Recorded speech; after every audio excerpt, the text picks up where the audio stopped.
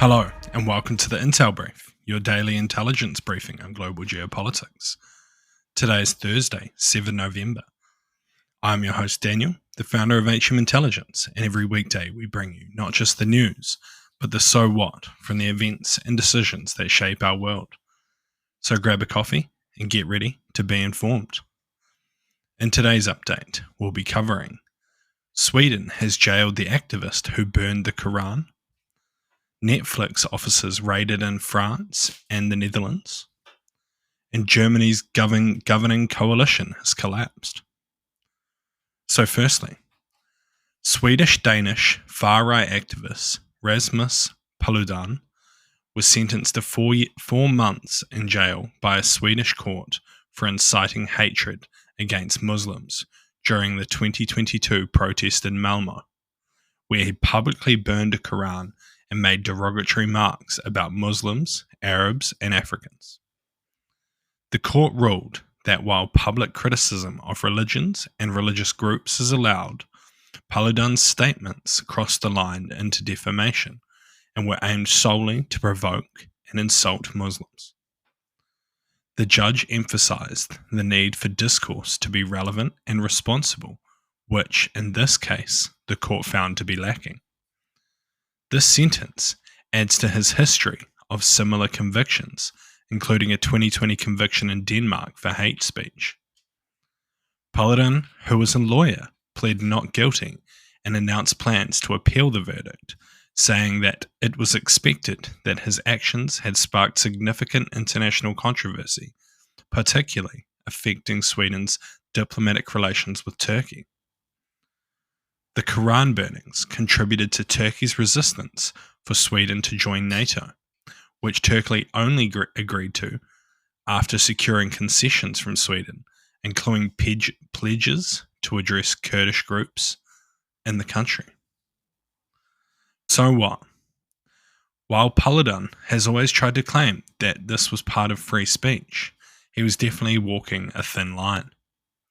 It is also likely that this punishment was enhanced due to the significant international issues caused by his actions. Regardless, it is possible that his sentence may be reduced to time served on appeal, especially if the story fades from news.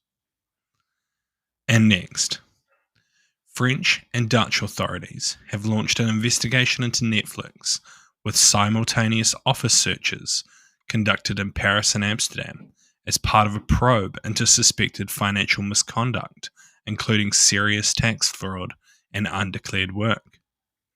The investigation, led by France's PNF and supported by the Dutch Financial Crime Authority, has been in development since November 2022. While specific details remain undisclosed, European tax authorities are increasingly scrutinizing large tech companies with cross-border operations, particularly around financial practices that potentially reduce tax obligations. A Netflix spokesperson stated that the company complies with tax laws in all countries where it operates and is cooperating fully with the ongoing investigation. The investigation reportedly stems from suspicion about Netflix's French subsidies, low turnover, and corporate tax payments, despite the large French customer base. French media had previously suggested that Netflix services in France might have been minimized for tax liability by routing the earnings through the Netherlands-based European headquarters, a practice Netflix ceased in 2021. Similar tax challenges have arisen for Netflix in other European countries, including Italy, where the company resolved a tax dispute with the €55.8 million payment in 2022. Although the current probe could potentially end without charge or trial, it highlights Europe's growing focus on ensuring tech giants pay their fair share of taxes. So what? There has been a serious effort to crack down on international companies, specifically tech firms, using their corporate structures to avoid taxes and other laws throughout the EU. It is possible that this may be a test case and they're looking to use similar codes against other large companies in the future. Or they may make an example out of Netflix and lay a heavy fine against them.